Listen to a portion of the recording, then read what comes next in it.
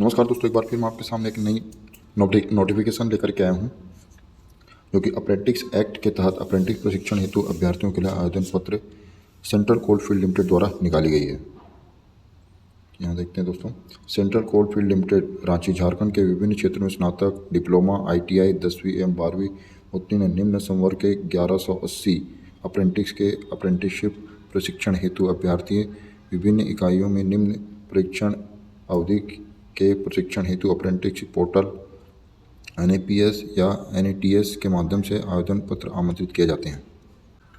तो यहाँ पर देख लेते हैं दोस्तों, ट्रेड अप्रेंटिस के लिए यहाँ पर इलेक्ट्रिशियन की जो है कुल 300 सीटें हैं और फिटर की यहाँ पर 150 सीटें हैं। पहले बता देता हूँ, इलेक्ट्रिशियन की 300 सीटें हैं, 1 वर्ष की अवधि होगी, 10वीं पास चाहिए और इलेक्ट्रिशियन ट्रेड में NDS सर्टिफिकेट जो है रिक्वायरमेंट है। इसको मासिक स्टाइपेंड 7,000 रुपये महीना दिया जाएगा। फिटर की 150 वैकेंसी, 1 साल की ट्रेनिंग है, इसमें भी 10वीं और फिटर ट्रेड में आपका ITI होना चाहिए, 7,000 रुपये इसमें भी स्टाइपेंड मिलेंगे। मैकेनिकल डीजल की 35 वैकेंसी, 1 साल का ये भी ट्रेनिंग है, इसमें भी 10वीं पास और आपको मैकेनिक डीजल में ITI होना चाहिए, 7,000 रुपये स्टाइफंड है। वेल्डर की 15 वैकेंसी, इसकी भी 1 साल की वैकेंसी है, इसमें भी सेम 10th पास और ITI चाहिए, 7,000 रुपये स्टाइफंड है। कंप्यूटर ऑपरेटर एवं प्रोग्रामिंग सहायक की 10 वैकेंसी है, 1 वर्ष का भी इनका भी टाइम पीरियड है और 10वीं पास और सहायक ट्रेड में इसमें ITI होना चाहिए आपका, इसमें भी 7,000 रुपये आपको जो है स्टाइफंड दिया जाएगा। और कम से कम इसकी आयु जो है 18 साल है और अधिकता जो है 27 वर्ष है। और ST SC OBC वगैरह के लिए यहाँ 5 साल की यहाँ पर छूट दी गई है। आगे हम और बात करेंगे इसके बारे में। सहयोगी कानून सहायक 5 वैकेंसी, 1 साल की ट्रेनिंग है, UGC द्वारा अनुमोदित विश्वविद्यालय से LLB होना चाहिए, इसे 9,000 रुपये स्टाइफंड दिया जाएगा। हेल्थ सैनिटरी इंस्पेक्टर की जो कि 5 वैकेंसी, 1 वर्ष के लिए, 10वीं पास और हेल्थ सैनिटरी इंस्पेक्टर ट्रेड में NTC सर्टिफिकेट, मतलब इसमें भी इनका ITI होना चाहिए।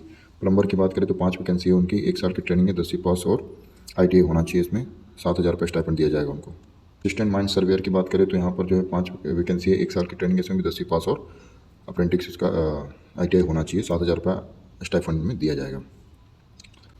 आगे बात कर लेते हैं इसमें फ्रेशर अप्रेंटिस की। जो फ्रेशर है, मेडिकल लेबोरेटरी टेक्नीशियन पैथोलॉजी की, जहाँ पर 15 वैकेंसी है, 15 महीने की ट्रेनिंग में मान्यता प्राप्त से PCB के साथ, फिजिक्स केमिस्ट्री के साथ 12वीं उत्तीर्ण होनी चाहिए। पहले साल में इनको 7,000 रुपये स्टाइपेंड दिया जाएगा, दूसरे साल में 7,700 रुपये स्टाइपेंड इनको दिया जाएगा। दूसरा, मेडिकल टेक्नीशियन के लेबोरेटरी टेक्नीशियन के रेडियोलॉजी में 8 वैकेंसी, 15 महीने की ट्रेनिंग है, 12th पास होना चाहिए PCB से, इनका भी सेम स्टाइपेंड है, 7,000 पहले साल में, 7,700 दूसरे साल में। प्री हॉस्पिटल ट्रॉमा सिस्टम की 2 वैकेंसी, 15 महीने की ट्रेनिंग है, क्वालिफिकेशन इसमें 12वीं PCB के साथ 10वीं उत्तीर्ण, ये तो ऑब्वियसली यही बात है, 10वीं 12वीं चाहिए इसमें, और 7,000 रुपये पहले साल में, दूसरे साल में 7,700 रुपये दिया जाएगा। उसके बाद फिजियोथेरेपी की बात करें तो यहाँ पर 2 वैकेंसी है, 15 महीने की ट्रेनिंग है, जो है 12वीं पास प्लस PCB होना चाहिए, पहले महीने 7,000 रुपये स्टाइपेंड दिएगा, दूसरे महीने 7,700। मेडिकल लेबोरेटरी की जो है, कार्डियोलॉजी की जो है 5 वैकेंसी यहाँ पर, 15 महीने की ट्रेनिंग है, 12 प्लस PCB इसमें चाहिए, इसमें भी पहले साल 7,000 रुपये मिलेंगे और दूसरे साल जो है 7,700 रुपये आपको दिया जाएगा। सर्वेयर की बात करें तो यहाँ 5 वैकेंसी है, 15 महीने की ट्रेनिंग है, 10वीं पास चाहिए यहाँ पर, और 6,000 रुपये पहले साल दिया जाएगा, दूसरे साल 6,600 रुपये दिया जाएगा। और इसमें जो है मिनिमम न्यूनतम है 18 वर्ष और अधिकतम जो है 22 साल है। और ST SC को यहाँ पर 5 साल की छूट है, OBC और NCL को यहाँ पर 3 साल की छूट है। करते हैं वायरमैन के यहाँ पर 5 वैकेंसी, 2 साल की ट्रेनिंग है, 10वीं पास चाहिए, इसमें पहले साल 6,000 रुपये दिया जाएगा, दूसरे साल 6,600 रुपये स्टाइपेंड दिया जाएगा। Multimedia and web page designer की 10 वैकेंसी है, 15 महीने की ट्रेनिंग है, 10वीं पास चाहिए, इसमें 6,000 और 6,600 रुपये इनको दूसरे साल में दिया जाएगा। Mechanic repair and maintenance of vehicle की जो 5 वैकेंसी है, 2 साल की ट्रेनिंग है, 10वीं पास यहाँ पर मांगा गया है, पहले साल 6,000 दिया जाएगा, दूसरे साल 6,600 रुपये दिया जाएगा। नेक्स्ट है मैकेनिक अर्थ मूविंग मशीनरी की जो है 5 वैकेंसी है, 2 साल की ट्रेनिंग है, 10वीं पास मांगा है, इसमें पहले साल 6,000 रुपये दिया जाएगा, दूसरे साल 6,600 रुपये स्टाइपेंड दिया जाएगा। नेक्स्ट है टेक्नीशियन अप्रेंटिस की, यहाँ पर खनन इंजीनियरिंग मतलब माइनिंग इंजीनियरिंग की जो 180 वैकेंसी है, 1 साल की ट्रेनिंग है यहाँ पर। खनन इंजीनियरिंग में जो है डिप्लोमा होना चाहिए आपका, 8,000 रुपये स्टाइपेंड दिया जाएगा।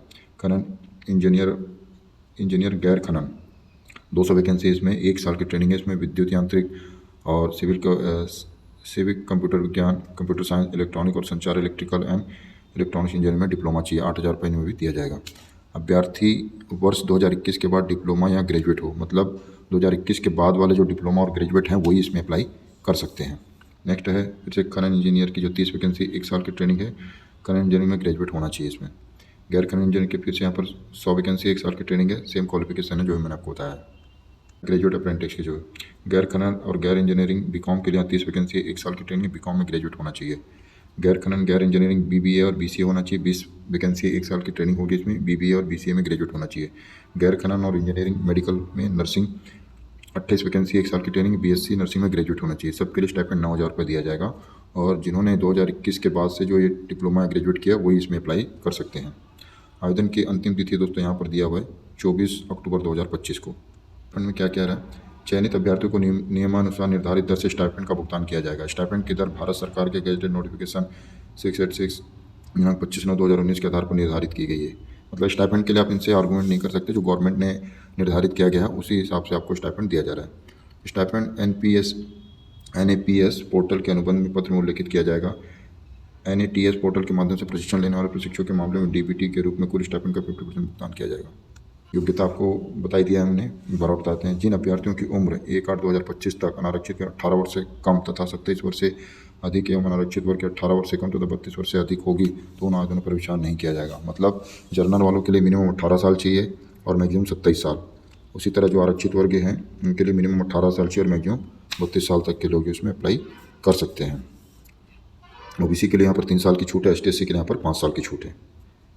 अभ्यर्थियों को कम से कम 10वीं कक्षा उत्तीर्ण हो तथा संबंधित ट्रेड अर्थात इलेक्ट्रीशियन, फिटर, वेल्डर इत्यादि में NVCVT से मान्यता प्राप्त संस्थान से ITI में NTC सर्टिफिकेट के साथ उत्तीर्ण हो। अनिवार्यता योग्यता ऊपर अंकित टेबल में अनुसार होगी, जो मैंने आपको बता दिया है। सहयोगी कानून सहायक के पोस्ट पर अभ्यर्थियों को कम से कम 10वीं की कक्षा उत्तीर्ण हो तथा LLB के साथ उत्तीर्ण हो।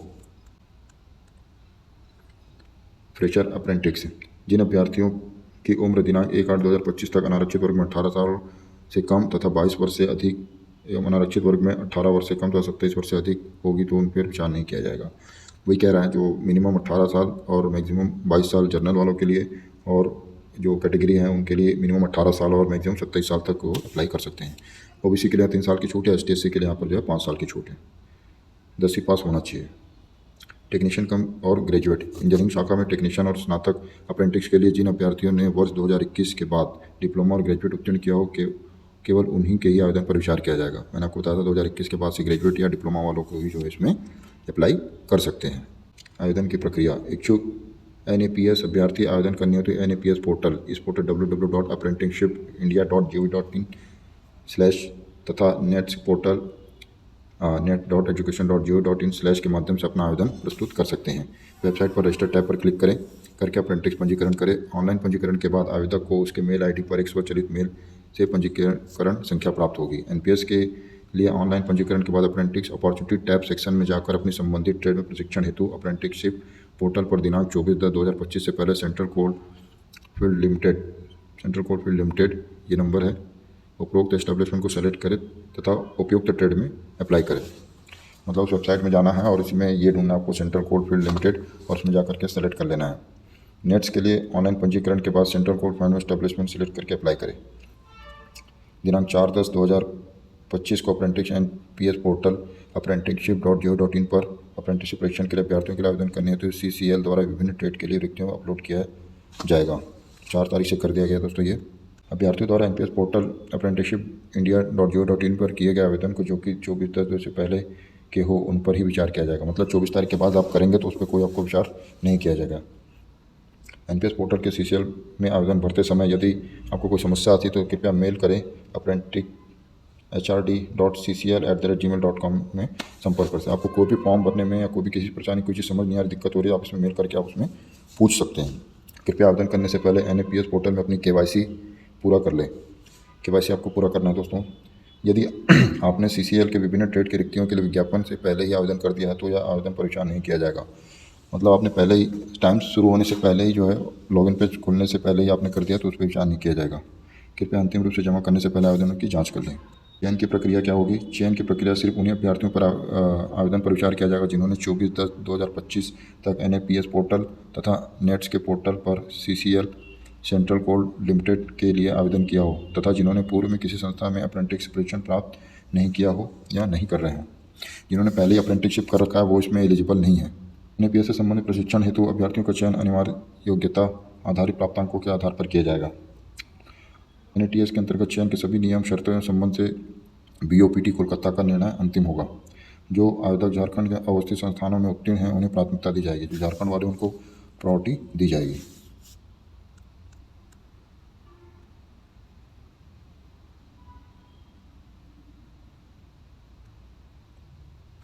चयन प्रक्रिया 25/10/2025 के बाद से आरंभ होगी। चयनित अभ्यर्थियों के दस्तावेज सत्यापन के लिए MTC HRD office Darbhanga house CCL बुलाया जाएगा। तो आपको शॉर्टलिस्ट होने के बाद आपको दोस्तों यहाँ पर आपको बुलाया जाएगा आपको डॉक्यूमेंटेशन के लिए। इसकी सूचना अभ्यर्थी को रजिस्टर्ड ईमेल आईडी पर ही दी जाएगी अतः अभ्यर्थी अपने ईमेल को नियमित जांच करते रहें। चयनित अभ्यर्थियों को दस्तावेज सत्यापन के लिए केवल ईमेल से ही सूचना दी जाएगी। आपको मेल आएगा दोस्तों, तभी आप जो है वहाँ पर अपना डॉक्यूमेंट वेरिफिकेशन के लिए जाएंगे। उन उम्मीदवारों के लिए आवेदन पर विचार किया जाएगा जिन्होंने आवश्यक योग्यता KYC तथा अन्य अनिवार्य सभी जैसे विवरण प्रस्तुत किए हैं। चयनित अभ्यर्थियों को कंपनी द्वारा विभिन्न एरिया में प्रशिक्षण हेतु अनुमति दी जाएगी। अभ्यर्थी को दस्तावेज जांच करवाने हेतु प्रशिक्षण के लिए निर्धारित स्थान पर आने जाने हेतु किसी प्रकार का TADA नहीं दिया जाएगा, न ही आवास की सुविधा उपलब्ध कराई जाएगी।